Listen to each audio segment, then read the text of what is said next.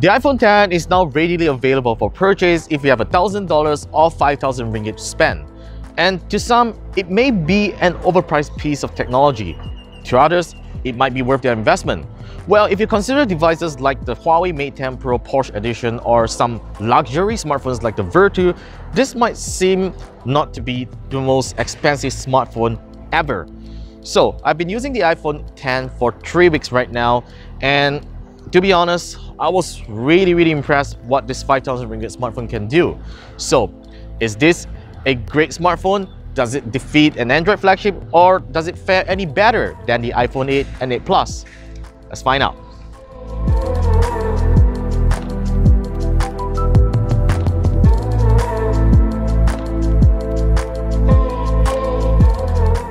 First of all, let's just forget the iPhone X's exorbitant price tag. This is definitely one of the most peculiar smartphone designs that Apple has ever done.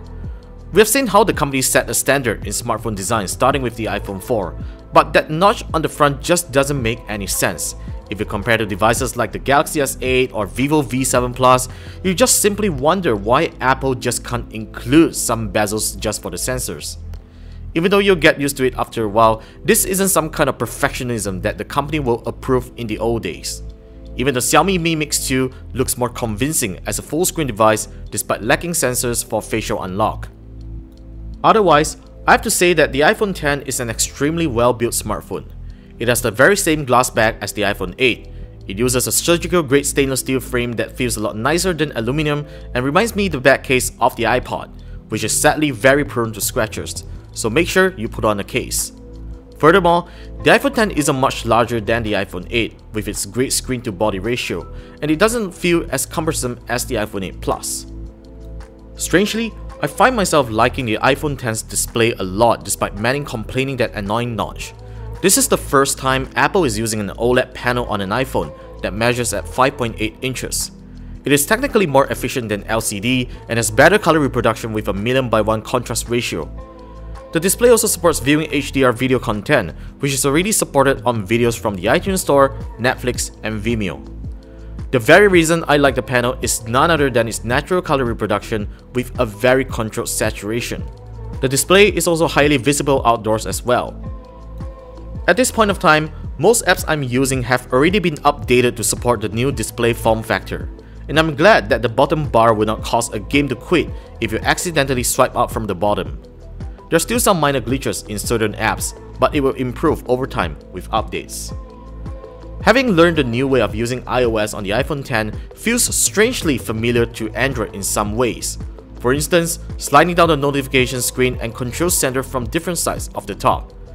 To be honest, I haven't missed the absence of Touch ID or a physical fingerprint scanner. It does take a little while to get used to swiping from the bottom for going back to the home screen and switching apps, but it feels great once you get the hang of it. Face ID is the most advanced facial recognition unlock feature I've ever seen on a smartphone. It works 99% all the time in whichever lighting conditions I'm on, and I don't really need to hold the phone at a specific angle or close to my face for it to work properly. Though I do find it annoying at times that it requires one extra step to swipe to get to the home screen, unlike Android phones. I have to applaud Apple for making Face ID a lot more reliable than Touch ID by including the true depth camera and dot projector. Apps that support Touch ID will now automatically be switched to Face ID, and making a purchase over the App Store now requires double pressing on the power button to activate Face ID. Now, a lot of people are actually worried if Face ID would work properly when wearing sunglasses. You can actually disable the required attention feature if it doesn't work, but this is going to be less secure as others can unlock your phone by directing it to your face even when your eyes are closed. As for animojis, they are only fun if you have friends using iMessage. Otherwise, you would have to manually export them into a video to be sent to other messaging apps. Apple has also updated the Clips apps to take advantage of the true depth camera sensor, which you can basically play around with the phone's AR capabilities. Apple has upgraded the 12-megapixel dual camera system on the iPhone X. The telephoto lens is now optical stabilized with a larger f2.4 aperture, while the main sensor remains at f1.8, which is a huge improvement over the iPhone 8 Plus. Photos look better than ever with sharper details, and low-light performance leaves me in awe. Natural color saturation on photos is one thing that I've always been impressed with the iPhone's camera. With both lenses stabilized, the iPhone X also now becomes a great 4K video camera that videographers will really appreciate.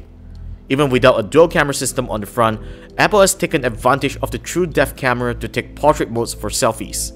Though there isn't any sort of facial beautifying features, you're going to be amazed at how well it captures selfies and blurring the background with great accuracy. I never had a problem with the iPhone X's battery life as I had on previous iPhones, as I usually have it charged after more than a day with some heavy texting, social media, occasionally using it as a mobile hotspot, and casually watching YouTube videos, which will usually require a charge halfway through the day on some Android flagships, such as my Galaxy S8. The only thing I find that isn't doing as well is wireless charging, where it still charges really slow even though iOS 11.2 supports faster 7.5 watt charging.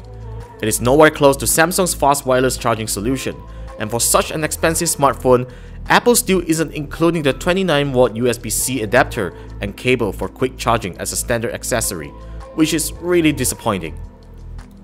For a phone that costs 5,000 ringgit, you're not going to expect anything less than perfect apart from luxury means.